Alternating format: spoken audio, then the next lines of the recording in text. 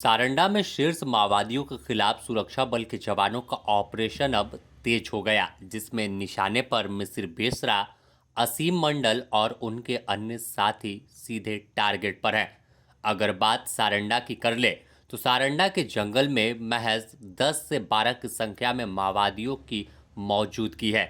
इसमें polit bureau सदस्य 1 करोड़ का इनामी मिशिर बेसरा, इसके साथ सेंट्रल कमेटी सदस्य असीम मंडल, जिस पर भी 1 करोड़ रुपए का इनाम झारखंड पुलिस ने रखा है। इसके साथ ही 25 लाख के कई इनामी नक्सली मौजूद हैं, जिनकी तलाश लगातार सुरक्षा बल के जवान कर रहे हैं। अब इस ऑपरेशन के बीच सीआरपीएफ के महानिदेशक डीजी ज्ञानेंद्र सिंह भी सारंडा पहुंचे। सारंडा में एक उच्च स्तरीय बैठक की, जिसमें जिला पुलिस, सीआरपीएफ और तमाम उन ऑपरेशन में लगे पदाधिकारी शामिल हुए, जिसमें तमाम बिंदुओं पर चर्चा की गई है। कैसे पूरे जड़ से नक्सलवाद को खत्म करना है और कैसी रणनीति पर अब आखिरी ऑपरेशन की शुरुआत की गई है, तो कैसे इसे अंजाम तक पहुंचाना है, इन तमाम बिंदुओं पर चर्चा ज्ञानेंद्र सिंह ने की है। बता दें कि जिला पुलिस के आपसी समन्वय और प्रभावी रणनीति के तहत कार्रवाई करने का निर्देश दिया गया। साथ ही दावा किया गया कि सुरक्षा बल के जवान अब मिसिर बेसरा को ढूंढ कर निकालेंगे और सारंडा को पूरी तरह से नक्सल मुक्त करेंगे।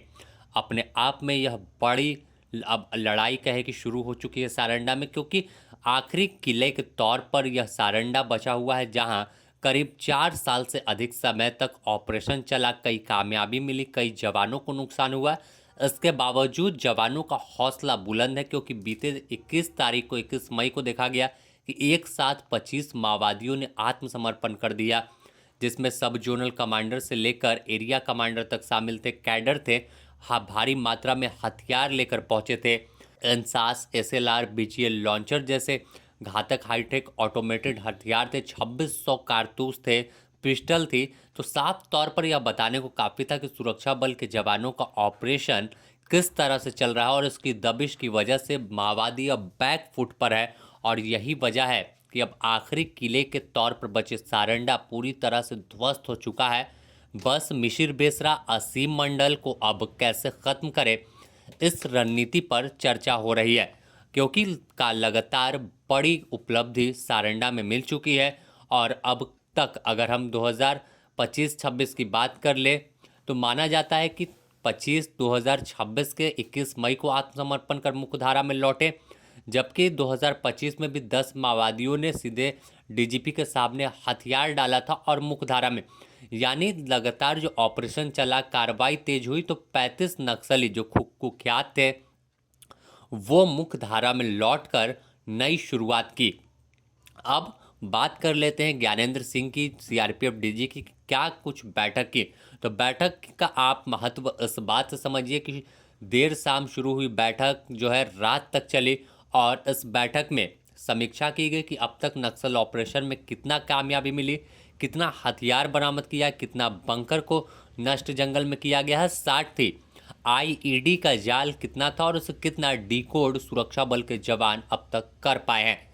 इस बैठक में झारखंड पुलिस के अभियान आईजी नरेंद्र कुमार, कोल्हान डीआईजी अनुरंजन किस्पोट्टा शामिल रहे।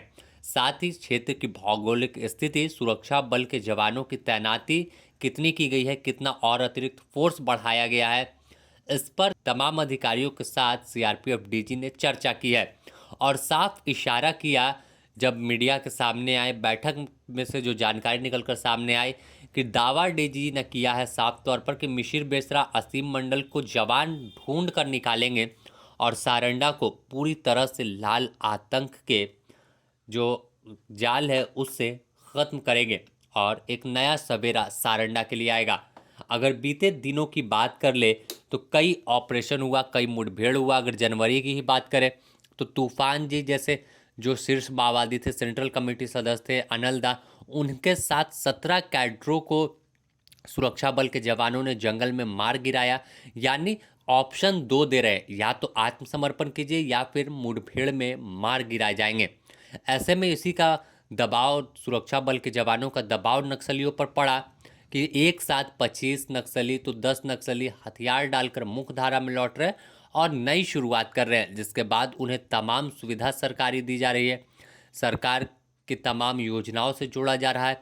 मुख्य धारा में लौटने के बाद उन्हें ओपन जेल में रखा जा रहा है और जो रिवार्ड की राशि है वो भी उन्हें दी जा रही है। तो यानी एक तरफ जंगल में गोली इंतजार कर रही है, तो दूसरी तरफ रेड कारपेट बिछाकर तमाम सीनियर पुलिस अधिकारी इंतजार कर रहे हैं कि आखिर कब लौटेंगे, और लौटेंगे तो रेड कारपेट पर स्वागत होगा, और नहीं तो फिर अनलदा के जैसा हाल हो जाएगा। जो तूफान जी हैं सेंट्रल कमेटी सदस्य थे, 1 करोड़ के इनामी थे। तो दोनों ऑप्शन अभी भी खोलकर सीआरपीएफ और झारखंड पुलिस रखे हैं। इंतजार दोनों तरह से किया जा रहा है, एक तरफ ऑपरेशन चल रहा है, दूसरी तरफ बातचीत को लेकर भी अभी रास्ता खुला रखा गया है कि आप आत्मसमर्पण कर मुख्य धारा में लौटे और नई शुरुआत करें। Bureau report, the news post, Ranchi.